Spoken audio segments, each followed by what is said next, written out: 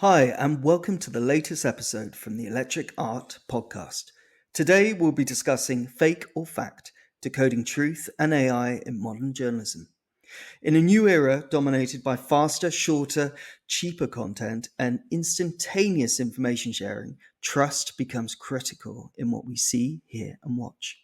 Modern journalism faces unprecedented challenges with the increase of misinformation and the rise of fake news, often driven by social media algorithms and produced using AI.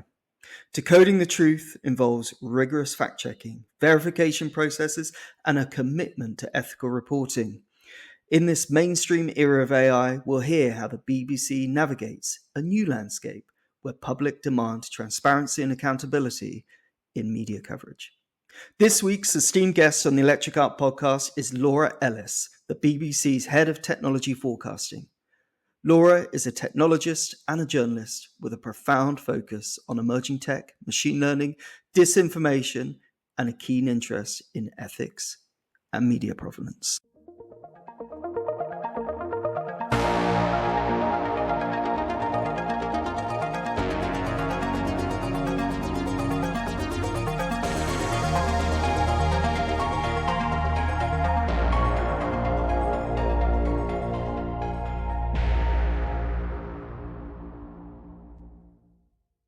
Hi, Laura. I'm so pleased to have you today on the Electric Art podcast. Hello. Hello, it's a pleasure to be here. Thank you for having me. I just wanted to dive straight in and just what inspired you to pursue a move into technology and innovation? What came first? Was it the journalism or a fascination with technology? It was the journalism, and you never really leave it behind. So I did 30 years, which felt like a long time and was a long time, and absolutely loved every minute of it. But I could see journalism starting to adopt more technology, and from being a very, very sort of purist kind of arts thing, if you like, to start with, it then suddenly started to absorb things like automation. We started to see things like the amazing sort of PA radar thing, automating journalism across large numbers of stories. And I thought, this is going to get more interesting. I wonder whether we need to start thinking about the ethics of it, and how we do this in a way that accords with our values, both in the BBC and obviously other organisations that have that kind of that approach.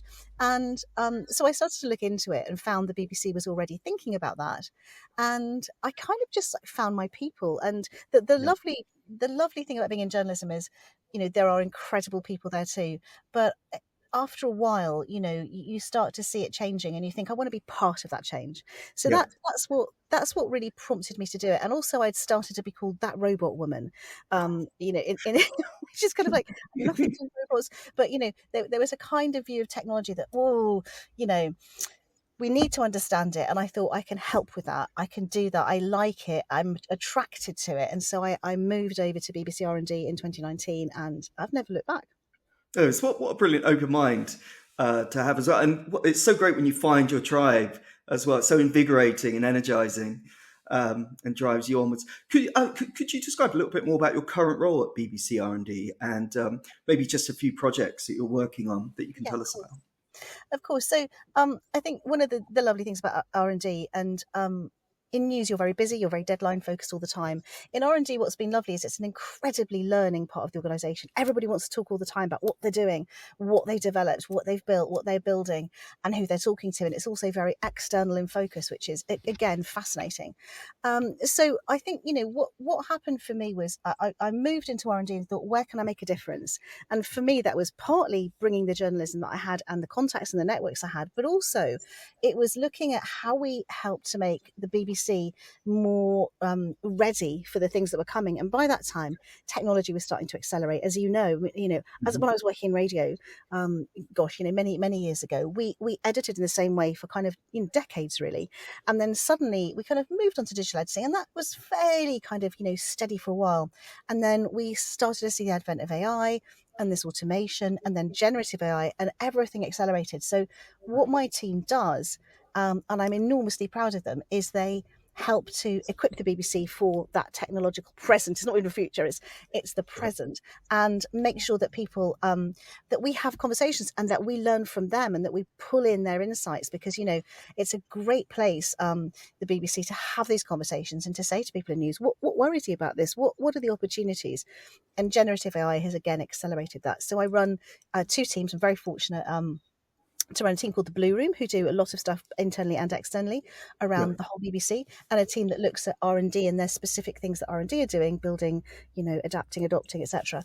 And that's the work that that's the fundamental work that I do. But I also have a personal interest in disinformation, misinformation, and a particular interest in media provenance, which is how we, in this great big kind of ecosystem that we live in, put signals into our content to allow you to track them back to their source, and make sure that that if you're consuming something from an organisation that you trust, that it is from them, and that it's not been spoofed. So that's been a kind of quite a recent thing, but it's been something I've been working on for 5 years, but it's kind of hit the market in a big way recently. So that's been hugely gratifying and really, I think, a really good intervention. Well, I'm going to ask you a little bit more about that in a second, because, like you said, it's very of the moment. What with the world of elections and everything else whizzing around us all over the world. Just a quick question about how the BBC, how you or the BBC collaborate with other organisations as well.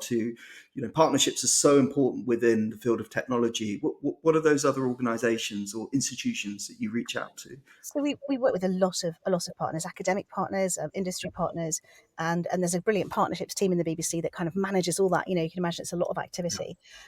We do a lot of work in the standards fields with standards bodies and looking at kind of industry, industry standards and industry conversations. And I think it adds real value to BBC R&D, because what it does is it makes sure that the consumer, the audience, gets the best deal out of anything new that's happening. There are many examples that we can point to of how that's happened. So that's a really fantastic part of what we do. And I think the other side of that is partnerships which specifically focus on things like Project Origin, so the CTPA, the provenance signals, and that was something which came about through, and this is sometimes the best way for it to happen, interested people, interested parties coming together and saying, what might we do with this? What are the interventions that we could make usefully with our expertise, with our our position in the market? What could we do?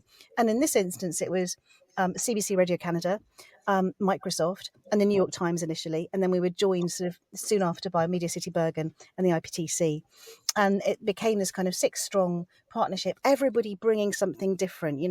In Media City Bergen's case, a collection of companies, manufacturers as well, and everybody else bringing journalism, technology expertise, standards expertise, industry expertise, and so on. So I think being able to create and make those sort of partnerships work is an amazing thing, to be able to do. And one of the things that's been brilliant about CTPA is, and maybe I shouldn't say this because, is this important? I think it is. It's been fun.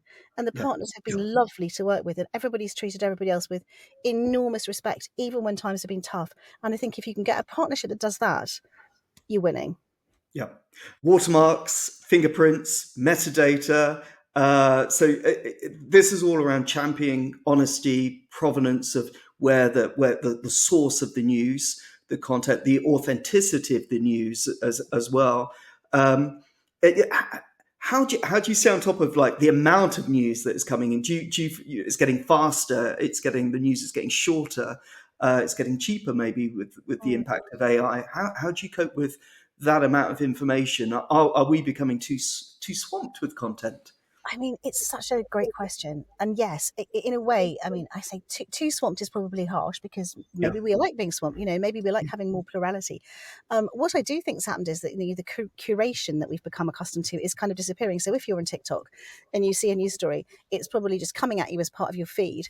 And sometimes I struggle to locate stories, and I think, is that a new story? Is that a new take on an old story? And I'll go back to a news index, in my case from the BBC, and go, oh, right, okay, now I see where that's coming in. So I quite like a curation of stories. Maybe that's something that will change. But I think we can do two things. We can help with the curation. We can help with kind of, giving people a kind of a context for where a story that might be breaking fits in. But also, I think, and also some background and other stories they might want to look at. But also, I think, we need to give them the security and the certainty about where that has come from. And what C2PA and Origin is about is actually three things now. And I think they fit together really neatly. And one of them is relatively new. So first of all, you have the absolute basic.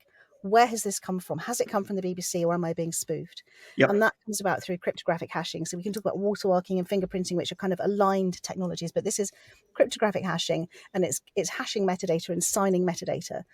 And then along with that goes transparency, which is another really important feature of the news environment. So how have we made this? How do we know this content is from Haiti, from a car park in Haiti? Yep. Was at this time of day? And this is something, again, the BBC's done for years through things like BBC Monitoring, which has been around for decades, doing incredible forensic journalism. So you've got the ability now with signed metadata to put that out to the audience and say, this is more information about how the news is made. And I think that's enormously important in this very kind of, polarized and disintermediated day and age. And then finally, generative AI. When that came, the ability to signal in a piece of content whether something had been partially or wholly created, synthetically or generated, is another really important thing. And that's something the regulators are looking at. So again, it's put, yet more wheels under C2PA, media provenance, and that whole sort of field. So it's not a gentle place to work. I thought, the last few years of my career in technology might be academic. It's not really been the case. So here we are. I love it. Content also evolves, I suppose. I guess so people change it as it goes along. As it moves from a website to social media. How do you keep track of that? Is there the input of, say, blockchain technology that secures and unifies that content? How do you does the BBC keep track of that content as it moves and adapts? That's such a fascinating thing, and at the moment, I think so. C2PA is a kind of underpinning sort of standard Yep. which supports all of those things, and the media provenance field is emerging fast, and it's got registries and blockchain, it's got cryptographic hashing, it's got watermarking, fingerprinting, and different Yep. use cases. So if, for example, you're looking to sort of preserve your digital assets, your digital image. There are organisations that are doing that. There are organisations focusing on archive. But I think what is so fascinating is that this is emerging absolutely in response to a very pressing need. For 200 years, we've been able to look at a photo, and okay, there's been Photoshop, and there've been even we know Stalin kind of altered pictures, but it was quite effortful, and it was Yep. quite an expert professional thing. Now that anybody can create an absolutely super real looking anything, we have just in 200 years, the first picture was taken arguably in 1826. In 2024, we have just lost our anchoring in visual reality, and we now Yep. no longer have that. And so I think that's why media provenance suddenly becomes even more important, because for the good guys, you need to be able to tell people that what you're putting out there is the thing that they have chosen to trust. And you also then need to work on defenses against the bad guys who are not going to do that. Yep. They want you Yep. to believe. So there's always kind of this kind of two-way street. So media provenance alongside detection, alongside fact checking, alongside other forensic activity. So what a time to be alive in the news industry. It's incredible, such a change. And then with the way AI platforms are now, this is a question more about licensing, how they are taking information, taking content, licensing content over the last couple of weeks. What are your thoughts about how AI platforms are starting to license news media? Do we just throw the towel in and let AI companies just buy up and license content, such as music, film, photography, Yeah. articles? It's such an interesting field, isn't it? So the BBC has been very explicit about asking certain organisations not to scrape content.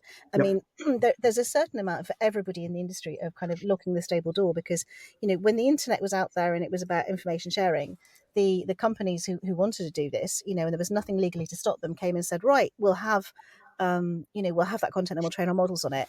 And lots of organizations, ourselves included, were like, well, hang on a minute, is that actually how we intended that content to be used, and should we as public service broadcasters be getting more value out of it by, say, licensing? And this is a really critical Yes. debate for everybody working in the media. There's lots of really interesting aspects to it. So one of them is, I think the Press Gazette calls it the suing versus selling Yeah, Also, where are you on that? And you can be doing both. that's right. So where are you on that? And then how are you doing it? Are you doing the robot text thing? Are you pursuing people who you think are taking your content? And remember, your content, even if it's not being directly scraped by individual companies, is probably out there in lots of like different ways and shapes and forms. So that's another tricky thing.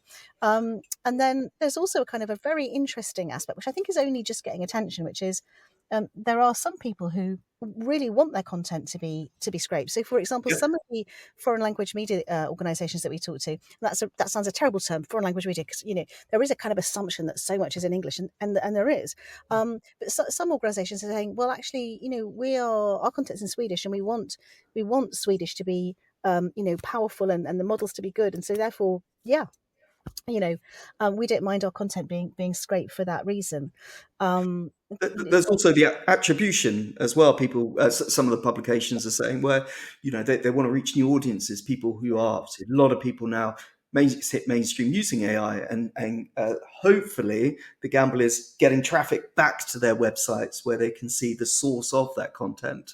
Yeah, Yeah, that is something which has been used as a kind of, as a defense against this kind of this, some of the fears that people have about this brave new world.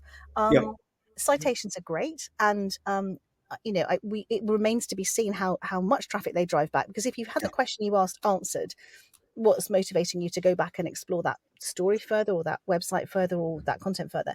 So, search, generative experience, all of the things that are coming out of the generative AI field from that point of view, they are an issue that we need to talk about in the news media industry. We need to work out, what we might need to do about it, and we need to do that very much hand in glove with the organisations that are, are doing this.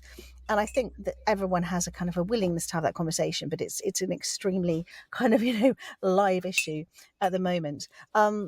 I don't think anybody wants to see our websites, disappear, yeah, yeah. and everything just to be an amalgamation of something which, a generative model has given you, particularly since, what that might give you is a story that's a composite of two different sources, which might be saying slightly different things or putting a slightly different emphasis on it. And I think people are slightly uneasy about that in the journalistic world, because they've always been able to, to write their own story, with their own rules and their own values. And I think mixing that content up is quite tricky.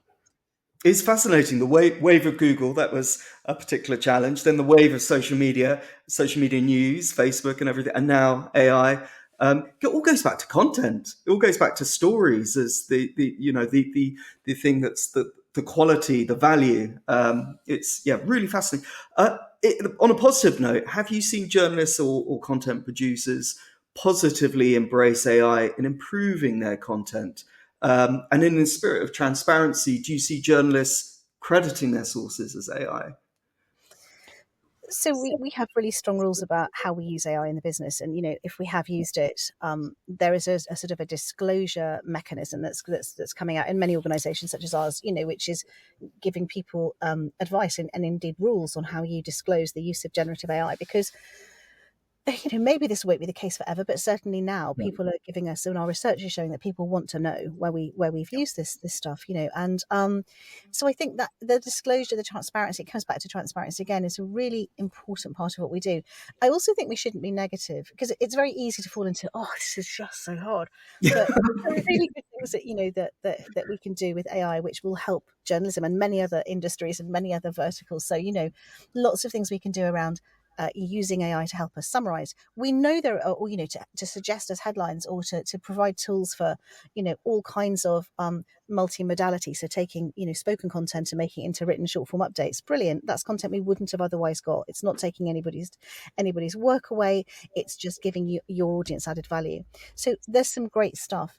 We need to be very cognizant of three things. One is the way that we're using it. So what data are we putting in, and where is that data going into any system? Yep. The second is, we know that hallucinations, or whatever you want to call them, are a real issue. So there's always going to have to be somebody making sure that, there's humans checking that.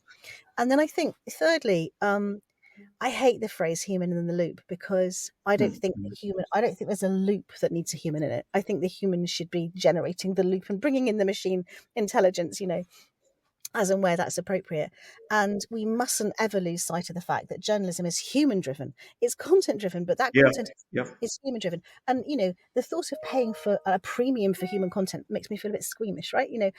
We never lose sight of the fact that a human observing something and conveying that to other humans is a beautiful and wonderful thing, and we let that go or we dilute it at our peril, and we need to be very careful that we maintain that, and that we keep that, not just in journalism but in other creative industries as well. A human observing the world and conveying that to other humans, whether that's by song or whether it's by poetry or whether it's by art, Mm.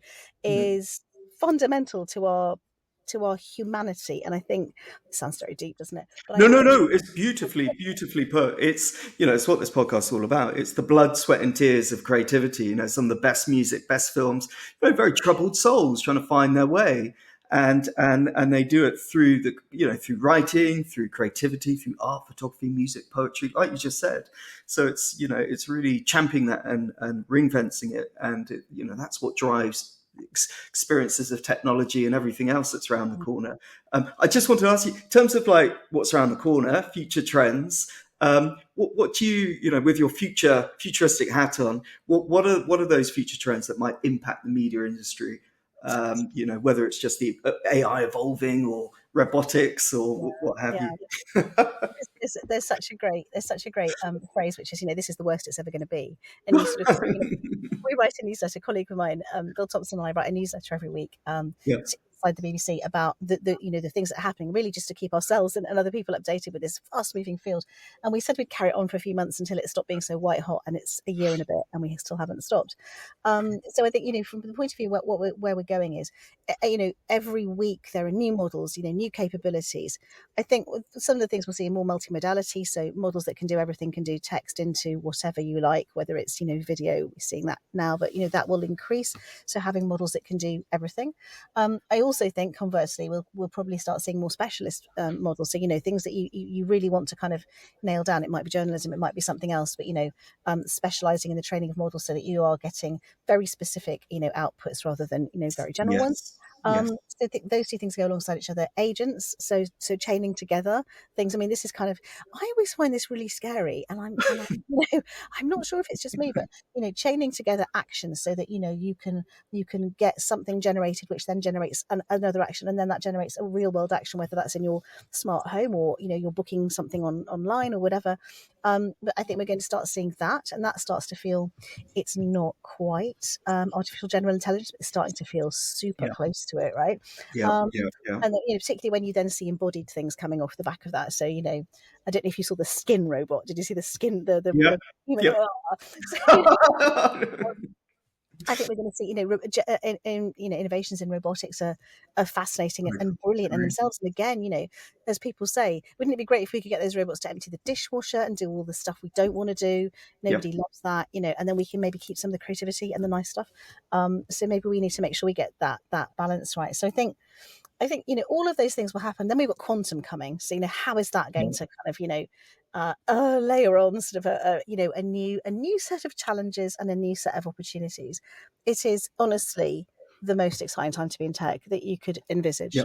Genuinely. You've got such a brilliant, curious mind as well. And there's probably, the background in journalism, looking for those stories, those angles. But I think everything you just described was so clear. And, I think big part of where we're going is how to educate people, how to decipher and interpret what AI is. Things like social media, when that hit, it was so fast, so quick. And, the distrust just rose so quickly. Yeah. But just talking about, the next generation, what advice would you give to those young professionals aspiring to, follow a similar route to what you've done in your field in tech and innovation? I don't think they need any advice from me. I mean, my son is 20, calls me a boomer, and I'm really cross about that because I'm not. I'm 4 years off being a boomer. But when you look at how the digital native and in the kind of immersive native, if you like, generations, coming along are dealing with technology, the last thing they need is advice, really. What I really worry about is that we've dumped them with an enormous amount of ethical issues, Yeah. which we've improperly solved. So I think what we needed to do, if it's not too patronizing, is to say, can we do this together? Can we just work? Can we help you? We'll bring some of the experience we have of things like the social media thing, which we maybe didn't get quite right, but we'll bring that. And, you need to help us shape this world with us. But, we're here to support you in it, because they're going to be inheriting a lot of stuff that, they didn't create and they Yeah. never particularly asked for. And we just need to make sure that, I think, we act collaboratively to make sure that when we're looking at those ethical issues and those regulatory issues, and I'd love to see more deliberative democracy, kind of genuinely, not just politicians, but real people. That's a terrible thing to say, but you know what I'm saying. People who are not sort of seeking a life in politics, but have an experience of life and can say, this is how we want to deploy this technology. And there's a wonderful academic from Yale who I met, called Catherine Landemore, I think she's called, and she talks about how you get deliberative democracy working in terms of really thorny issues like this, and you get a proper conversation going. So not just a few regulators and a few politicians, brilliant that they may be, but people saying, this is what we're comfortable with and this is what we're not. And that's why I love the research we've just done with ABC Australia, which looks into that and which looks at people's comfort levels currently. So it's a conversation we're going to have. The only other thing I'd say is, don't be afraid of technology, because I was rubbish at maths at school. And I know that's a really boring cliche thing to say, but it genuinely was. And I had to learn linear algebra to do a machine learning course. Wow. And it made me cry. It actually made me cry. I'm not going to be proud about it. And the course took me 6 hours longer every week than it should have done. But I was determined to do it and determined to understand it to the very limited capacity that I had to do that. I'm never going to build you an algorithm. I'm never going to write you an equation, because I have not got those skills. Maybe I could develop them, but it would take me an inordinate amount of time. But I'm not afraid of them, and I can understand them to the extent that I need to be able to talk to the people who are doing it. Yeah. That's, I think, what my advice would be. Don't shy away from it. Don't beat yourself up if you're not brilliant at it, but just understand it. Laura, thank you so much. I feel honoured to have been in your world just for the last 25 minutes. So thank you so much, Laura. Thank you so much for the chat. It's lovely to talk to you. See you soon. Bye. Bye bye.